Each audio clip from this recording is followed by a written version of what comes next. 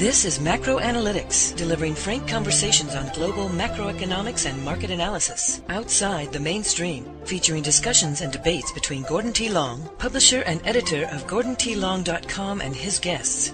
The content of this discussion is strictly the opinion of the participants. It is in no way a solicitation for business, nor is it to be considered investment advice of any sort. Always consult a registered investment advisor before making any investment decision.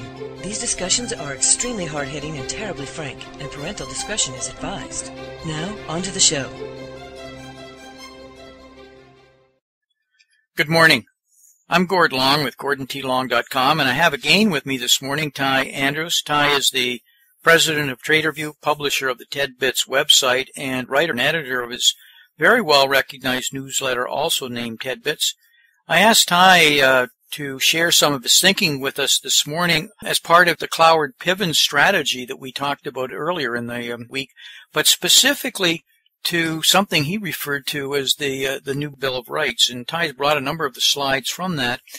And I really refer our listeners to Ty's site, TEDbits, where over the next couple of weeks we'll be able to download that presentation, or just simply to sign up at TEDbits, and it'll be delivered, mailed automatically when it's available. As a way of background, Ty, welcome. Well, thank you very much for having me. And could we jump right in, because we always seem to run out of time in these talks we have. Gord, we talked about in the first session, we talked about the public schools and how they're really teaching misinformation, and this is really the basis of it.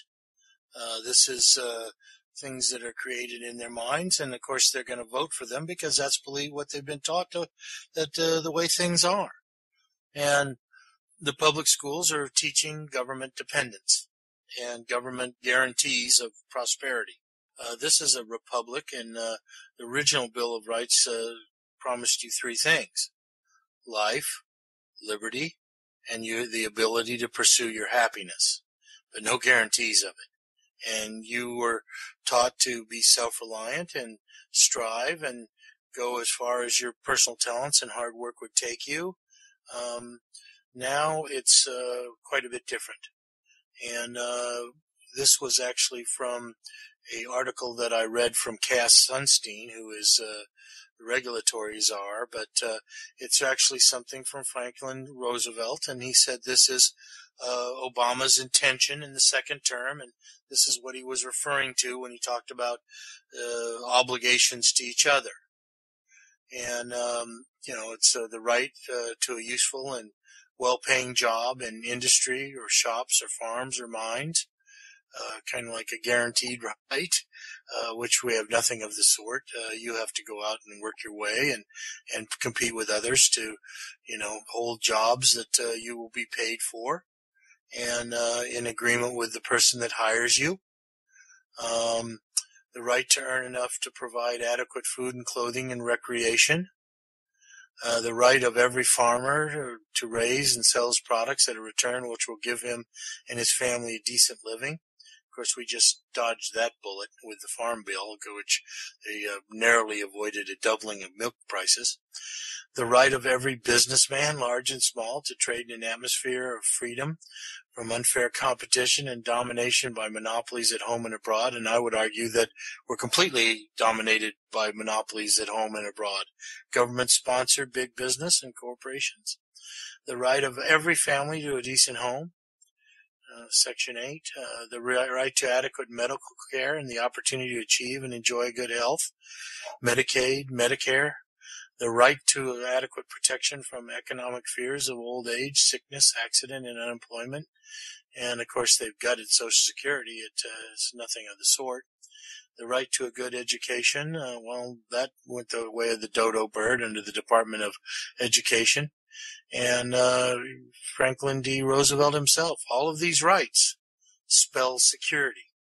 He added, I asked the Congress to explore the means for implementing this economic Bill of Rights, for it is definitely the responsibility of Congress to do so. And, of course, it was never the responsibility of Congress to do so.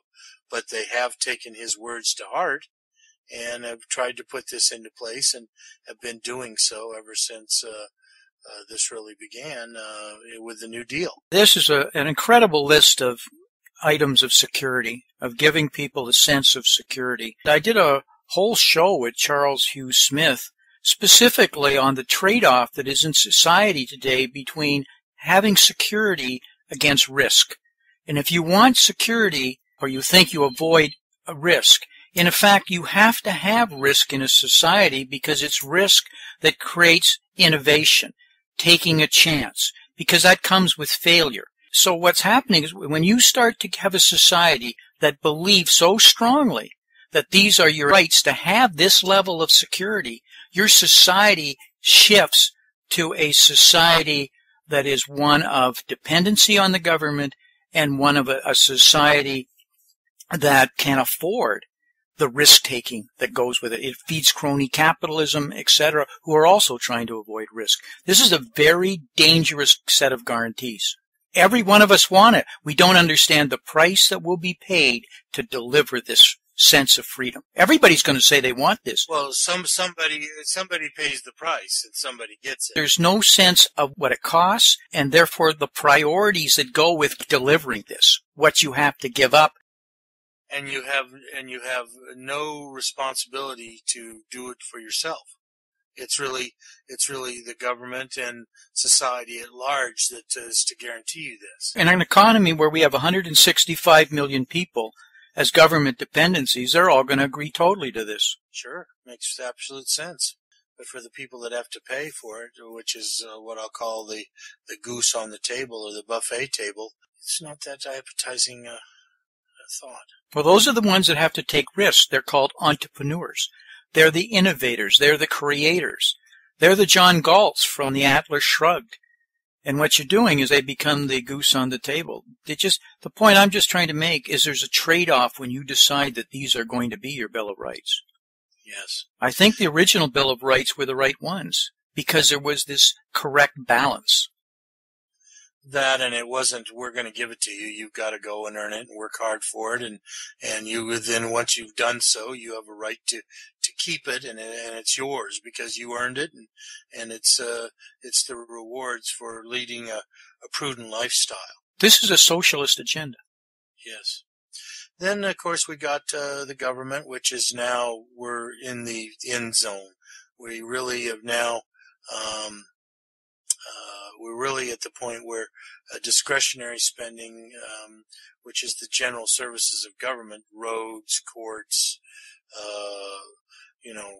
interstate regulation, armies, those core functions are now all completely on borrowed money. If you look closely here, the mandatory spending is about $2.3 trillion. And, of course, the government spends about 3.7 or 3.8, but they only take in 2.3 trillion. And, of course, a lot of that's really overstated because Social Security, Social Insurance, Social Security payroll taxes, that's really not income. That's supposed to be going into a trust fund, isn't it? It literally shows the theft right there of $818 billion.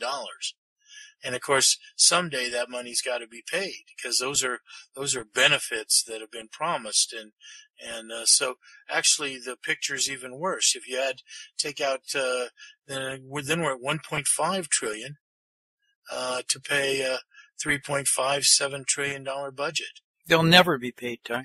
It'll never be paid. And it's a fool to believe it will. But right now we're lulled ourselves through complacency and denial in this delusional state that we've now put ourselves into and are willing to accept what I will call this propaganda that full well any logic says this can't be delivered begs a lot of questions. This collectivism is controlling our minds.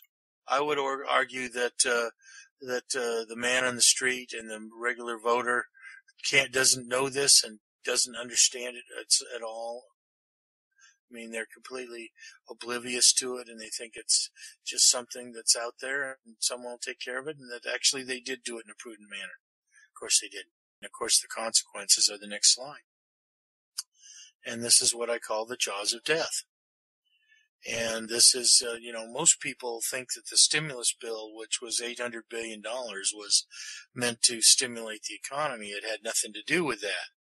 anybody that looked at it. It was a permanent expansion of government from 19% of the economy to 25%. And that's that straight up move that you see after Obama was elected. That happened in March of 2008. And then you can see the economy has not even recovered 2008 levels if you're looking at tax receipts. But you have to understand that that top line is about to explode higher with Dodd-Frank and the Affordable Care Act. But the bottom line is set to actually decline some more because of all the new taxes and all the new fees for Obamacare. So this is, even though it's signaling the demise in the near future of the United States and its economy, but it's just showing us that the collapse is going to happen, and it's sooner than later. And because if you really look at previous history, Gord, that chart goes back 50 years, and we were roughly in balance. And then you saw 2001, and it started to get back into balance, and then the chosen one came into power, and the progressives, and they had corrupt supermajorities in Congress, and they were able to pass arguably more damage in 2 years than had been done in 30 years. And it's there's no recovery from this. It's just we're waiting for the nuclear devastation to our economy. There isn't one person in 10,000, Ty, that's fully cognizant of this chart you're showing here. They listen to the propaganda that came out of the whole fiscal cliff, debt ceiling discussion, and the perceptions that taxes wouldn't go up, but that we're fixing the problem in some kind of fashion. They'd be stunned to see that, in fact, nothing is being fixed. It's getting worse at an accelerating pace. To the extent that I also believe not 1 in 10,000 realize their taxes are going to go up.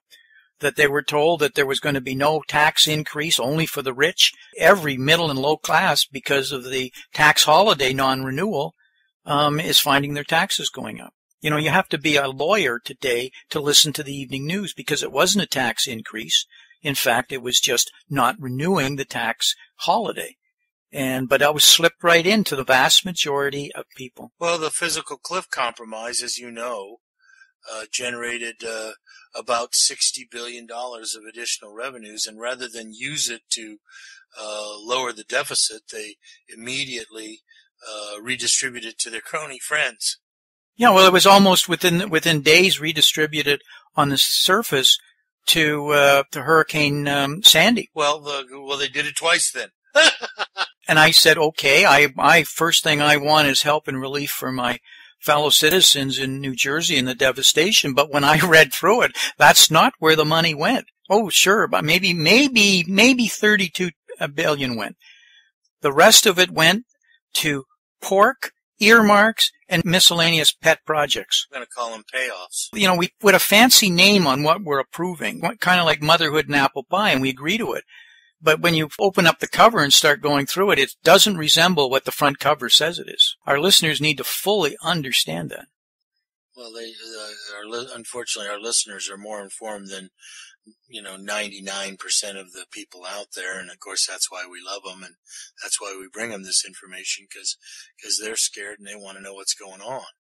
Unfortunately, we're a very small minority.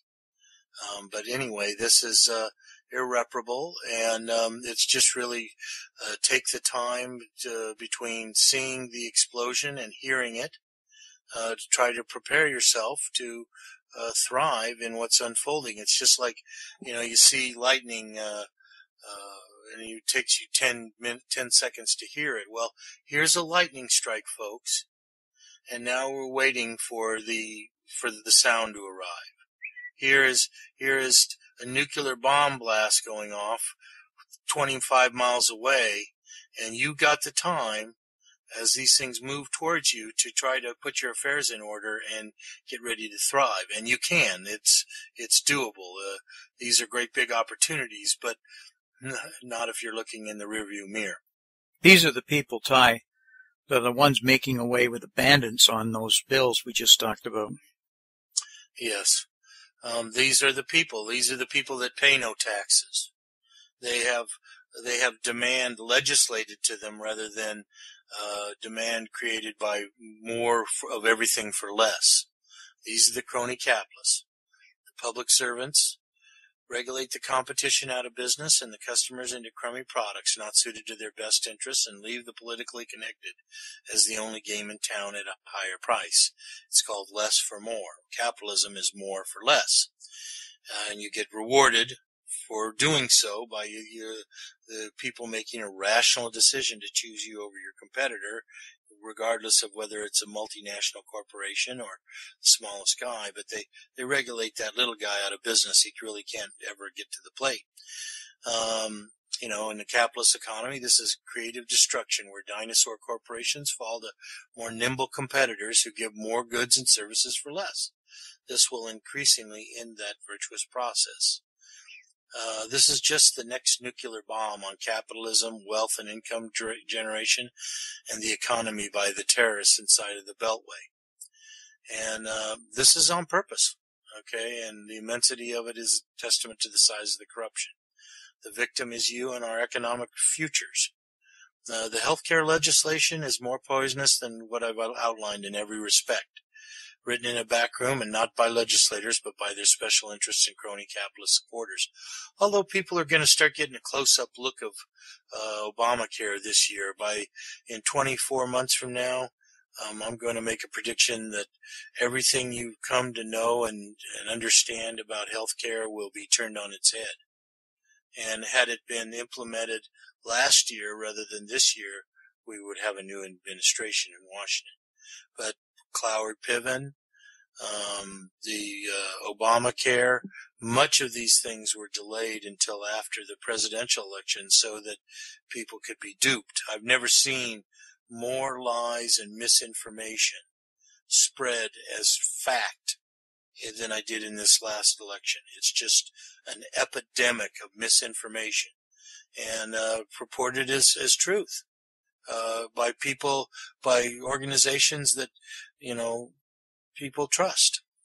Ty, the more you allow your society and your decision-making to be centralized, as you allow your central government to become more and more powerful, it feeds and breeds crony capitalism, because that's where you can go for less risk, reduce risk, and use regulations, government controls to force in and protect your business, put up barriers to entry, and maximize your profit. So you want to stick your snout into the trough as much as you can, and then it crowds out the rest of the business. It's only a matter of time. The moment you start allowing this sense of collectivism and this sense of security that we originally talked about here, when you start wanting security, this is what it breeds, because the money is at the top. The money's not and the money stops flowing down to the state, to the towns, or to the cities, to the towns where it's needed. That's why if you listen to people, they say, well, the nursing homes are without money. The schools are without money. The social services are without money. Yet we have trillions of dollars that we're spending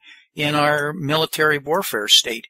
We're spending on surveillance security complex. It's growing at leaps and bounds, etc. This is a natural consequence of wanting this Bill of Rights you suggested. Well, I'm going to just quote George Washington and wrap up this slide here. Government is not reason. It is not eloquence. It is force. Like fire, it is a dangerous servant and a fearsome master. And the fearsome master is really coming to the fore right here. Especially after this last election. And of course, where did these people learn all these things? They learned it in the most corrupt state in the Union, and it's called Illinois. It's also the most insolvent. And these are laws that are going on, and they're just taking your freedom away and telling you how to behave and what you have to do, and they're regulatory straitjackets. And they're devised, written, and implemented by special interests. And they control the executive branch to their own, executive and congressional branch to their own benefit and the detriment of their political adversaries, and to take freedoms and money from the public at large. And it's just the mind-numbing amount of pages of new regulations, and last year was worse than ever. I didn't get that updated in time for this, but 2011 was a repeat of the previous 3 years, and last year was just a blowout because they needed to put all these things in place just in case Obama was not reelected. So we can really arrive at some conclusions, can't we? The laws and regulations outlined in this presentation fall on the private sector in waves, killing incentives to invest and build new businesses. These activities are designed to overwhelm and bankrupt the central government in Washington, D.C., and collapse the private sector's ability to generate growth, jobs, and tax receipts. They're rapidly doing so as these coward pivots policies have accelerated since the corrupt supermajorities of the Obama first term, especially the first 2 years. Continuation of these policies will bankrupt the United States and collapse the economy and federal government. When the collapse occurs, a turnkey totalitarian state is in place to seize power to save you. I don't know how many of you have read Atlas Shrugged by Ayn Rand, but I urge you to. It's apocryphal and it's prescient. What government planned crisis will emerge to trigger this societal and economic collapse? We're really looking for a false flag event, aren't we, Gord? We're looking for something for them to, I'll call it, ignite the nitroglycerin in the room. There's something called the Linchpin Theory put out by John Cassidy. He's a PhD complexity scientist out of the RAND Corporation. I think we mentioned that corporation here the other day. But he talks about X events. Actually, he's got out a book called X Events, the Collapsing of Everything, and how this actually works and how it unfolds.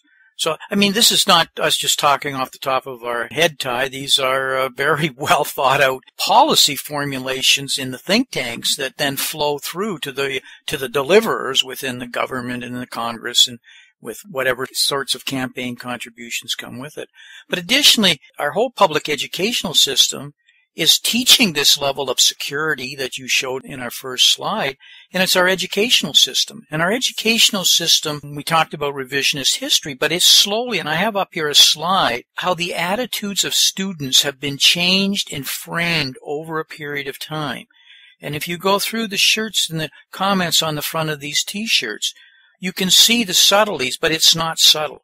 And so there's an expectations, and we reframe the expectations. And again, when we have this percentage of our population dependent on transfers and this belief in this Bill of Rights, you framed automatically what's going to come out of it.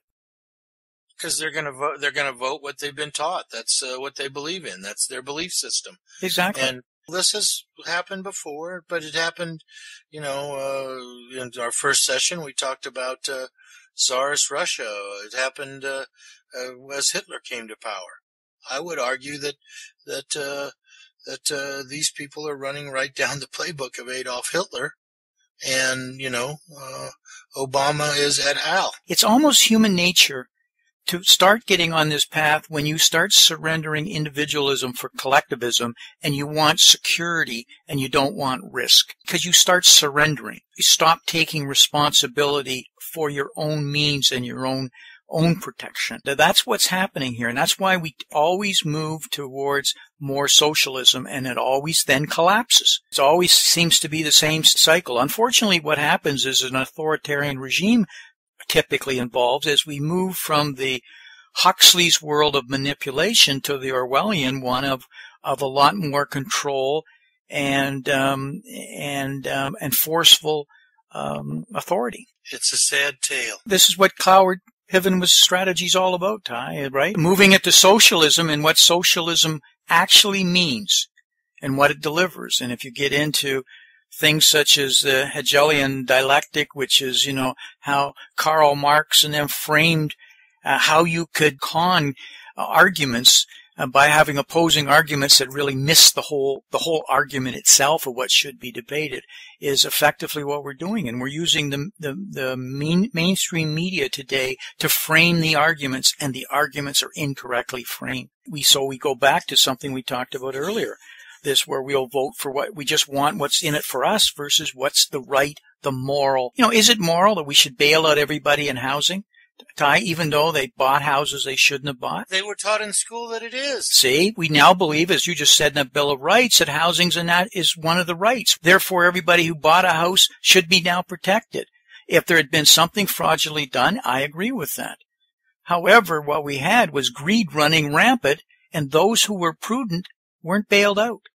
So it's taught a whole society that no matter you speculate and the government will come in and bail you out. Of course, we want speculation and high risk. That's part of financial repression. This is a brilliant piece of strategy that's very easy to see, but I just don't think anybody's paying attention. Just like the proverbial frog in the water. And it just gets hotter and hotter, and they turn up the heat, and then all of a sudden people are dead and they eat them. We're up against our hard line, unfortunately, and I always hate to do this because we're always just getting into the conversation. Any closing comments you'd like to make here, and also how people could really get into more of the detail that you've done a lot of work on this whole subject? Well, my newsletter's free. It's called TEDBits, and you can go to tedbits.com or you can go to traderview.com and sign up. And this really is not doom and gloom. This is reality. It's the things we have to face to properly prepare ourselves for the future. And of course, that's why you and I do our work, is to help people understand what's going on and hopefully help them prepare themselves for, rather than being victims of what's going on, to be successful and navigate through it and preserve what's left of the things that we know and hold dear and grew up with. And I'm an absolute return alternative investment Gord. And what that means is, first, I don't think you can store wealth in paper until this calamity's over. And so the first thing you have to do is restore the functions of money and fix your paper currency, which I'm a specialist at. And then I create diversification for people's portfolios, which really has the ability to thrive if markets are rising or markets are falling, because as these things become realized and no amount of lying in the mainstream media can cover them up, chaos will emerge in markets and societies throughout. And so you really have to be prepared. You have to have your lights on, but there are enormous opportunities, and I look for people that are looking to establish relationships and have someone help them build a future that isn't quite as bleak. Ty, thanks for your time. I'm looking forward to having you back next month. I do macro analytics. It's a free service, and the reason I do it, it's a public service. And it's a public service to make sure that everybody's aware of the problems that we face so that we can all take individual responsibility for doing the things that we need to do to keep our Constitution and our Bill of Rights and the things our country is founded on the right track. So, until I see you again next month, Ty, thanks for the time. God bless you all. This has been Gordon T. Long, editor and publisher of GordonTLong.com. New recordings are posted regularly and can be found at GordonTLong.com. New show notifications are available through RSS feed, iTunes, and other social networking venues at GordonTLong.com.